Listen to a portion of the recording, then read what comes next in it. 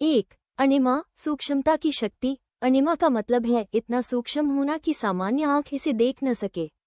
हनुमान जी इस सिद्धि के माध्यम से अपने शरीर को इतना छोटा कर सकते हैं कि वो अदृश्य हो जाएं। ये हमें सिखाती है कि शक्ति केवल बड़ी दिखावे में नहीं, बल्कि सूक्ष्मता और नियंत्रण में भी होती है।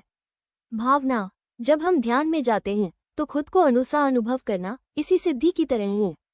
2. महिमा, विस्तार और महानता। महिमा सिद्धि से हनुमान जी अपने शरीर को ब्रह्मांड के विशाल आकार तक बढ़ा सकते हैं।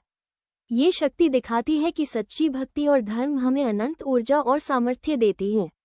भावना, ये हमें याद दिलाती है कि हमारी क्षमता असीम है, यदि हम अपने लक्ष्य पर सच्ची निष्ठा रखें। 3. लघिमा, हल्कापन और गति। लघिमा का अर्थ है शरीर को इतना हल्का बनाना कि वो हवा में उड़ सके। हनुमान जी की यह शक्ति उन्हें तेजी से कहीं भी पहुंचने में मदद करती है। भावना, जीवन में हल्के मन और मुक्त विचार हमें हर बाधा पार करने की क्षमता देते हैं। 4. प्राकाम्य, इच्छा की पूर्ति। प्राकाम्य का मतलब है किसी भी इच्छा को पूरा करने की क्षमता।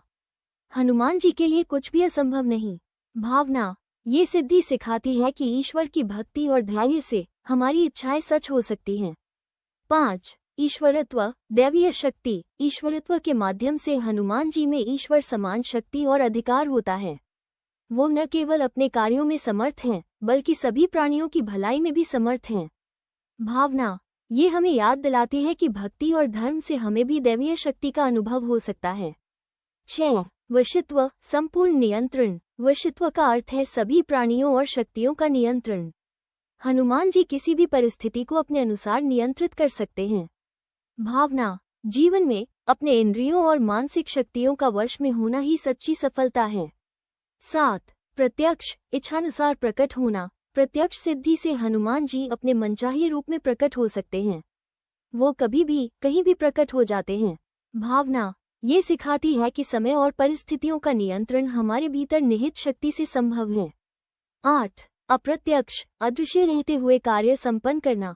अप्रत्यक्ष का अर्थ है अदृश्य रहते हुए भी कार्य संपन्न करना।